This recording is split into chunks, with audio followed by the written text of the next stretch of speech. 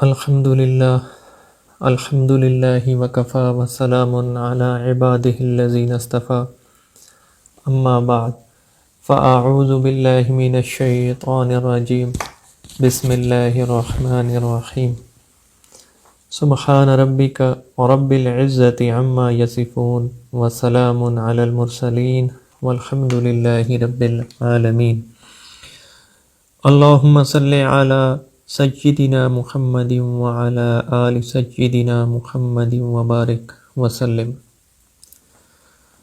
خواتین و حضرات، آج سے ہم ایک نئی ویڈیو سیریز کا آغاز کر رہے ہیں، جس کے اندر ہم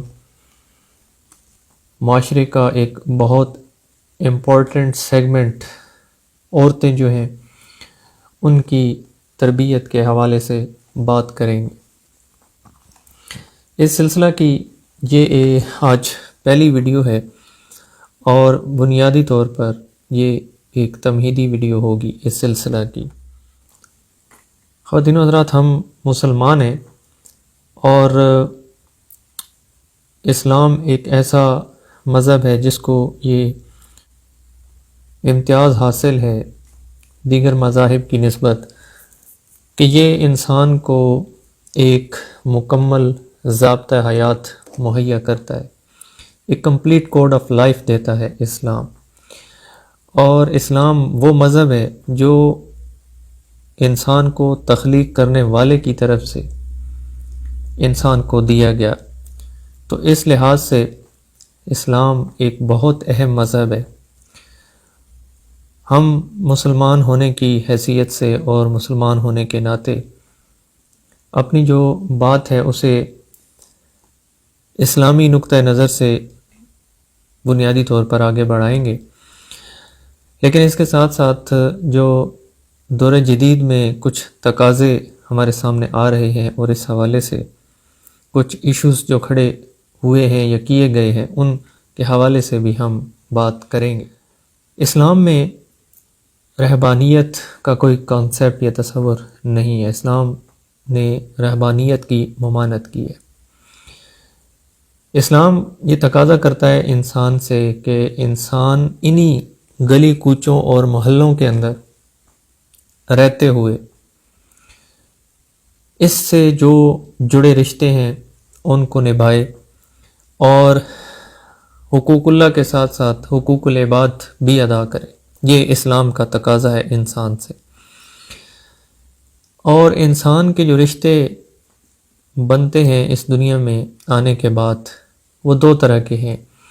کچھ انسان کے رشتے خونی رشتے ہوتے ہیں جن میں ماں باپ اور اولاد کا رشتہ ہے اور بھائی بہن کا رشتہ ہے، بھائیوں کا رشتہ ہے، یہ خونی رشتے ہیں۔ اس کے علاوہ کچھ رشتے ازدواجی زندگی کے نتیجے میں سامنے آتے ہیں۔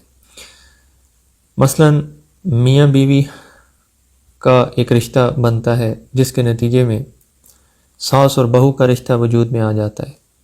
تو یہ کچھ رشتے ہیں جو انسان کی ازدواجی زندگی سے منسلک ہونے کے بعد سامنے آتے ہیں۔ اب ان رشتوں کے باہمی حقوق و فرائض ہیں۔ ایک رشتہ جو ہے اس کا جو حق ہے وہ کسی دوسرے رشتے کے اوپر فرض ہے، اور اس رشتے کا جو فرض ہے وہ پہلے رشتے کا حق ہے۔ تو یہ جڑے ہوئے ہیں، حقوق و فرائض جڑے ہوئے ہیں۔ اگر ہم اپنے رشتوں کے اندر تمام فرائض کو ادا کرنا شروع کر دیں تو ہمیں حقوق مانگنے کی ضرورت ہی پیش نہیں آئے گی۔ اب عورت جو ہے اس کی جو تربیت ہے اس کی کیا کوئی اہمیت بھی ہے؟ تو بہت اہمیت ہے عورت کی تربیت کی، کیونکہ مرد ہو یا عورت دونوں کی پہلی درسگاہ ماں کی صورت میں عورت کی گود ہے۔ اگر ماں جو کہ عورت ہے اس کی اپنی تربیت صحیح نہیں ہے، اس کی اپنی تربیت نہیں ہوئی، تو اس کی گود میں پرورش پانے والی نئی نسل کی تربیت بھی نہیں ہوگی۔ جب ان کی تربیت درست نہج پر نہیں ہوگی تو معاشرے کے اندر کبھی بھی ہمیں تربیت یافتہ افراد نظر نہیں آئیں گے۔ تو اس حوالے سے عورت کی جو تربیت ہے وہ بڑی اہم ہے، بڑی ضروری ہے۔ یہاں پر میں تربیت کی تھوڑی سی وضاحت کر دوں، بڑے آسان سے الفاظ میں تعریف ہمیں کر لیں اس کی۔ تربیت اور تعلیم میں فرق ہے۔ ہم بعض اوقات تربیت کو تعلیم ہی کے زمرے میں سمجھ لیتے ہیں، ایسا نہیں ہے۔ تعلیم اور تربیت میں بہت فرق ہے۔ دیکھیے تربیت جو ہے یہ بنیادی طور پر تہذیب نفس ہے۔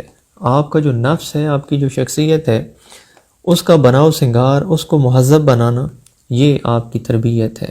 تعلیم ہے علم دینا، آپ کسی کو علم دے دیں، یہ تعلیم ہے۔ اور جو علم آپ نے دیا اس پر عمل کرانا، یہ تربیت ہے۔ تو بغیر تربیت کے علم جو ہے اس کے مقاصد کبھی بھی حاصل نہیں ہو سکتے۔ اب اس عورت کی تربیت کا ذمہ دار کون ہے؟ تو اس عورت کی تربیت کا ذمہ دار مرد ہے۔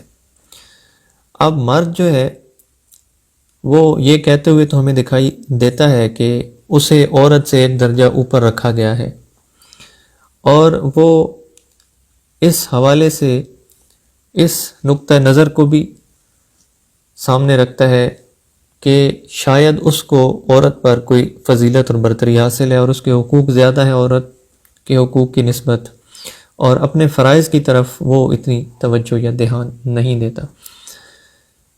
زیادہ سے زیادہ مرد یہ سمجھتا ہے کہ وہ اپنے اہل و عیال کا جو نان نفقہ ہے، ان کی جو مادی ضروریات ہیں وہ ان کو مہیا کر رہا ہے، تو مرد یہ سمجھتا ہے کہ اس نے اپنے فرائض ادا کر دیے۔